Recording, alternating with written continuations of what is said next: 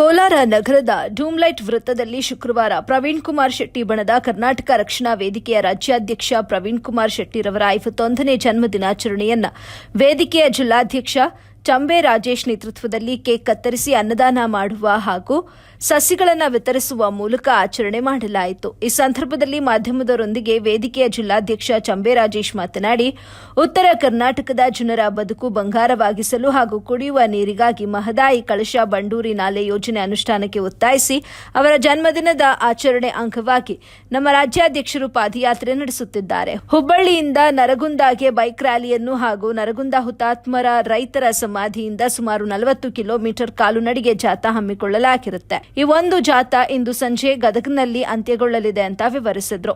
ಕೋಲಾರ ಮತ್ತು ಚಿಕ್ಕಬಳ್ಳಾಪುರ ಜಿಲ್ಲೆಗಳು ಸದಾ ಬರಡು ಜಿಲ್ಲೆಗಳಾಗಿದ್ದು, ಕುಡಿಯುವ ನೀರಿಗಾಗಿ ಹಾಗೂ ಕೆರೆಗಳನ್ನು ತುಂಬಿಸಲು ರೂಪಿಸಿರುವ ನೇತ್ರಾವತಿ ನದಿ ನೀರನ್ನು ಆದಷ್ಟು ಬೇಗ ಒದಗಿಸಲು ಆಗ್ರಹಿಸಿ ಮತ್ತು ಕೃಷ್ಣಾ ನದಿ ನೀರು ಹಂಚಿಕೆ ಮಾಡುವಂತೆ ಒತ್ತಾಯಿಸಲು ಮುಂದಿನ ದಿನಗಳಲ್ಲಿ ನಮ್ಮ ರಾಜ್ಯಾಧ್ಯಕ್ಷರಾದ ಪ್ರವೀಣ್ ಕುಮಾರ್ ಶೆಟ್ಟಿ ನೇತೃತ್ವದಲ್ಲಿ ಹೋರಾಟ ರೂಪಿಸಲಾಗುವುದು ಅಂತ ತಿಳಿಸಿದ್ರು.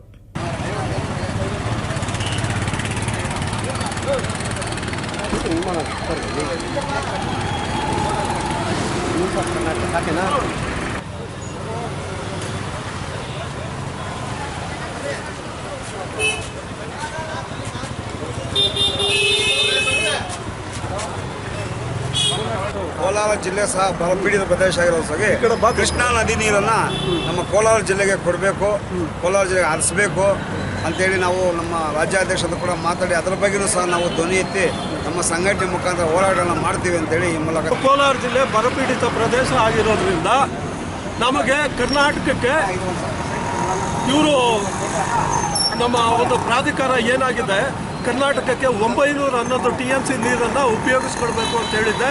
ಆದರೆ ನಮಗೆ ಕೋಲಾರ ಬರಪೀಡಿತ ಜಿಲ್ಲೆ ಆಗಿರೋದ್ರಿಂದ ನಮಗೆ ನದಿಗಳಿಲ್ಲ, ಅಲ್ಲಿ ಅತಿವೃಷ್ಟಿಯಿಂದ ನದಿಗಳು.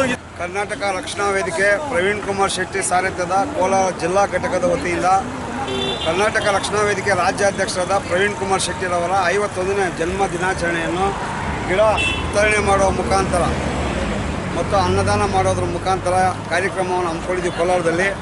ಆದರೆ ಪ್ರವೀಣ್ ಕುಮಾರ್ ಶೆಟ್ಟಿ ಅವರು ಮಹದಾಯಿ ಮತ್ತು ಕಳಸಾ ಬಂಡೂರು ನಾಲೆ ಯೋಜನೆಗಳು ಜಾರಿಯಾಗಬೇಕು, ಉತ್ತರ ಕರ್ನಾಟಕದ ಜನರಿಗೆ ಕುಡಿಯುವ ನೀರು ಮತ್ತು ರೈತರಿಗೆ ನೀರು ಆಗಬೇಕು ಅಂತೇಳಿ ಅವರ ಹಬ್ಬದ ದಿವಸ ಅವರು ಪಾದಯಾತ್ರೆಯನ್ನು ಹಮ್ಮಿಕೊಂಡಿದ್ದಾರೆ. ಹುಬ್ಬಳ್ಳಿ ಚೆನ್ನಮ್ಮ ವೃತ್ತದಿಂದ ಬೈಕ್ ರ್ಯಾಲಿ ಮುಖಾಂತರ ನರಗುಂದಕ್ಕೆ ಬಂದು ನರಗುಂದದಿಂದ ಗದಗವರೆಗೂ